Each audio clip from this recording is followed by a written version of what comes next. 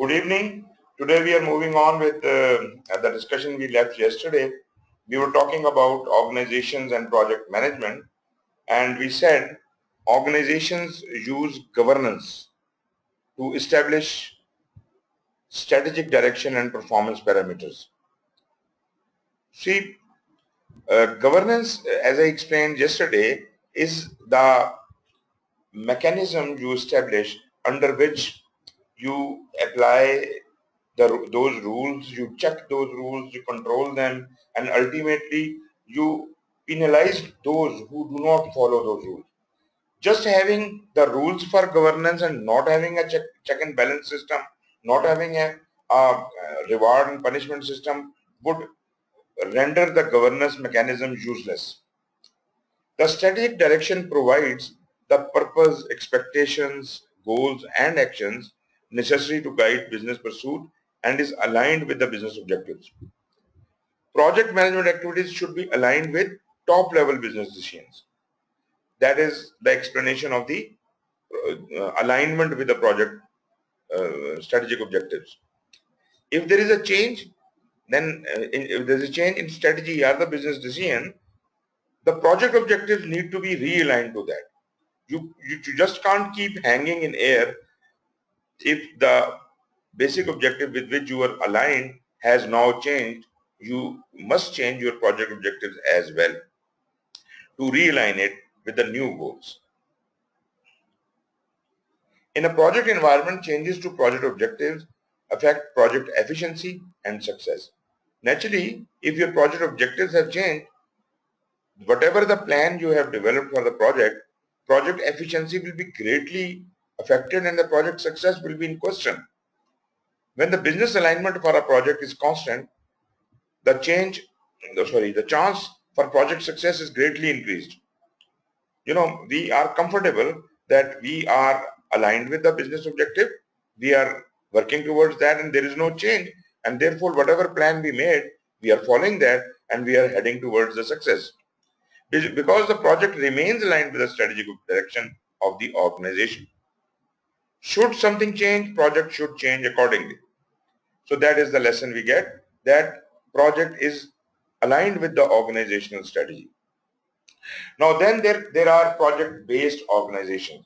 Those organizations which are highly, you can say, projectized in nature. Project-based organizations refer to various organizational forms that create temporary systems for carrying out their work. So previously it used to be called as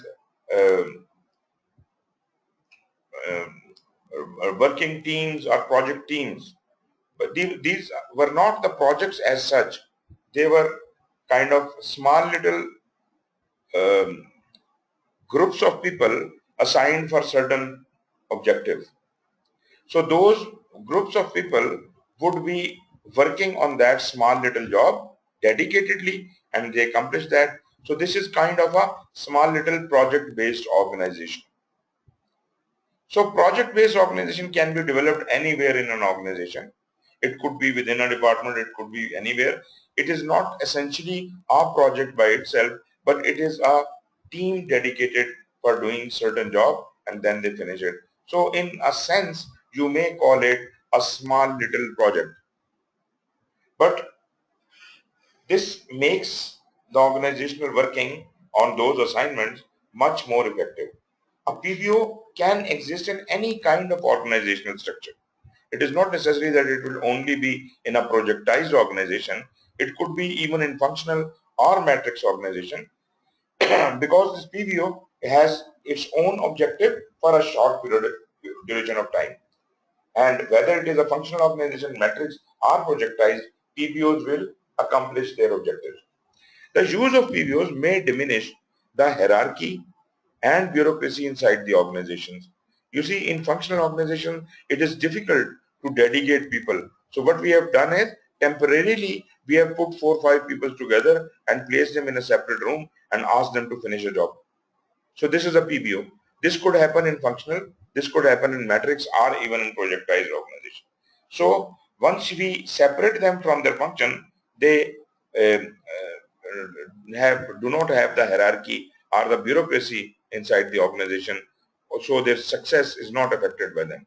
So their success is measured by the final result they produce rather than the position or the politics.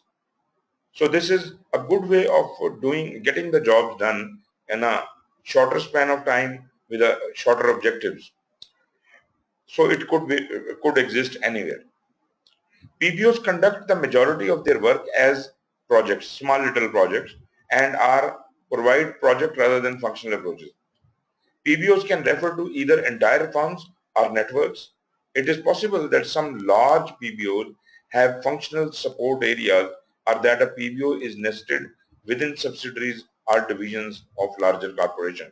Maybe the finance department of one organization is a PBO by itself, or maybe the whole organization is a PBO, or PBO is a small team. So it could exist anywhere.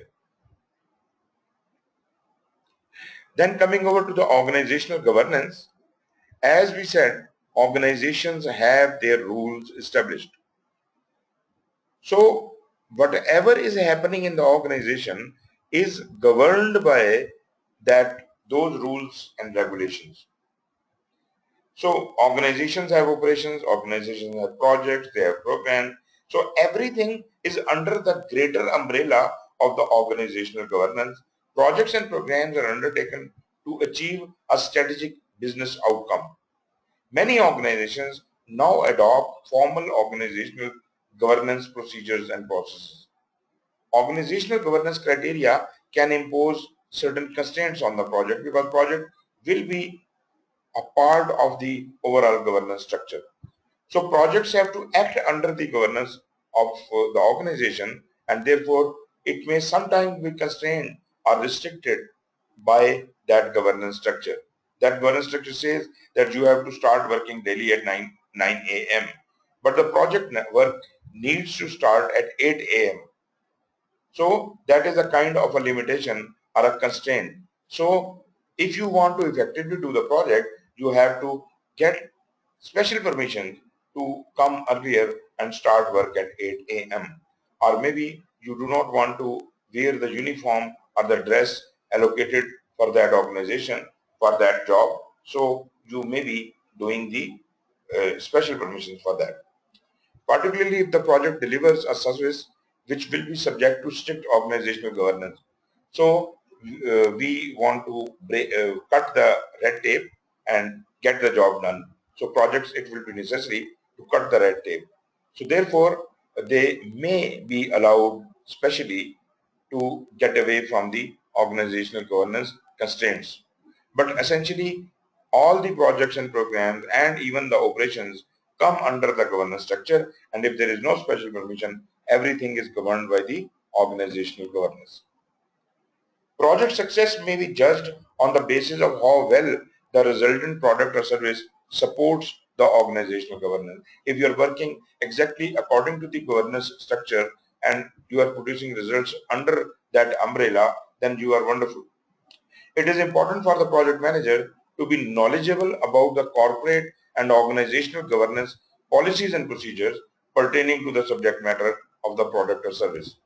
So it will pay the project manager well if he is fully understanding and abiding by the governance structure of the respective corporation or the organization.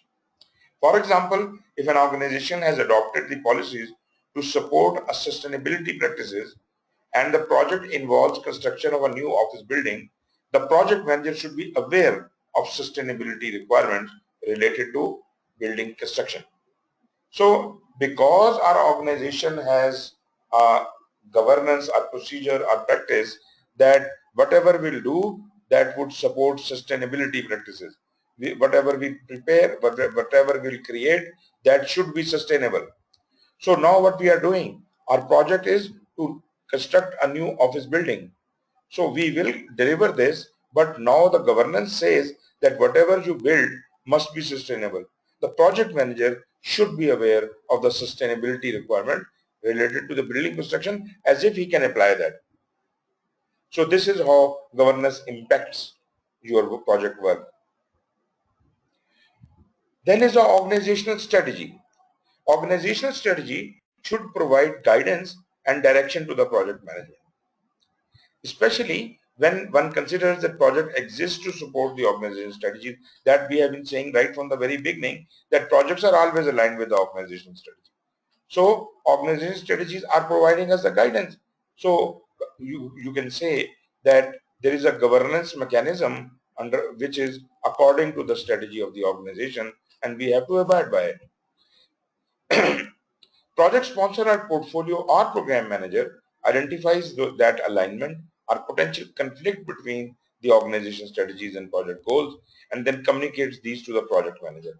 So at any level higher than the project manager or even by the project manager, it is their responsibility respectively to look at if there is something not aligned to the organizational strategies in the project, and that needs to be fixed.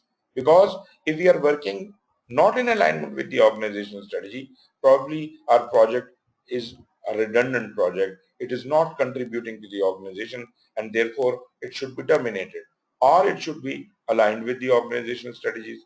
If the goals of the project are in conflict with an established organizational strategy, project manager has to document and identify such conflicts as early as possible in the project, as if they can be resolved immediately. Sometimes development of an organizational strategy could be the goal of the project rather than guiding principle. So you might have been told to develop the organization strategy. This is your goal of the project. Then how can you be creating the organization strategy remaining aligned with that organizational strategy? So you can't work under it and create it. Therefore, you must have that flexibility that if you are creating that strategy, you must be aligned with a higher strategy. It is important for the project to specially define what constitutes an appropriate organizational strategy that will sustain the organization. So our strategies should not be haywire, they should not be ad hoc, they should be such that they would be basically responsible for sustaining the organization. They should be benefiting the organization. Next important topic is the business value. Business value is the topic which was added in the fifth edition. Before that, they never used to discuss it, because it was generally considered that it is a matter of the business management people and they must know about it. Why should we bother being the project managers and the program managers? But as we have now touched upon the strategy, we must look a little deeper and see what is the business value. This is a concept unique to each organization. Every organization conceives the business value from their own perspective. But practically speaking, it is all about the value of the entire value of the business. And how can you ascertain the entire value of the business? It is the total sum of all tangible and intangible elements. What is the value of your business? You have to calculate the asset value, how much worth it is, and that would include all the physical elements, physical material and equipment, physical assets which could be, assessed for their monetary value, fixtures, stakeholder equity, etc. And on the other hand, there are certain intangibles also. The brand name you have established, the customer base you have established, public benefits you have created, trademarks you have, patents you have. So these things have you have made a name in it. You have established a repo. So when you sell this company, it is just not the physical assets, but also the intangible assets, and you charge for that. If I'm selling off my company, it is not only the tables and chairs and the computers I'll be selling, I'll actually be selling the name of the organization, and therefore I'll be charging for that. Depending upon the organization, the business value scope can be in short term, medium term, or a long term, which we have been talking about earlier as well. The organizational goals, the one which is targeting at the vision, is a long term goal. So what do you want to be in a long term? Say in 25 years, Pakistan wants to be a leading IT country in the world. And if that is your target, then all your medium term targets should be in accomplishment of that larger target. Say this is a 25 years target, and this could be divided into medium-term targets of 5 years each. And in every 5 years, you will complete a phase of the larger vision. So you must make this much accomplishments by 5 years, then next 5 years this much accomplishment. Ultimately, if you can follow this plan, you would ultimately be able to achieve the long-term goals.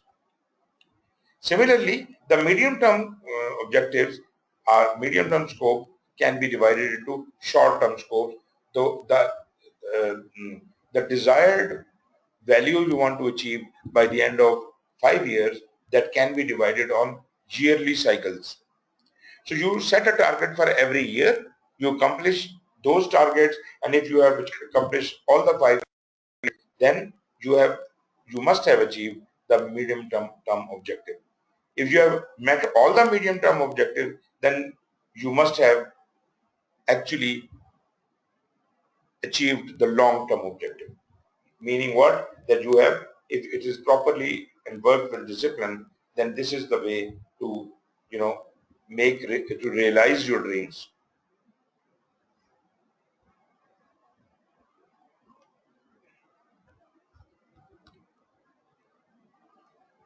Just a minute. Okay. So what we talked about, we said realization.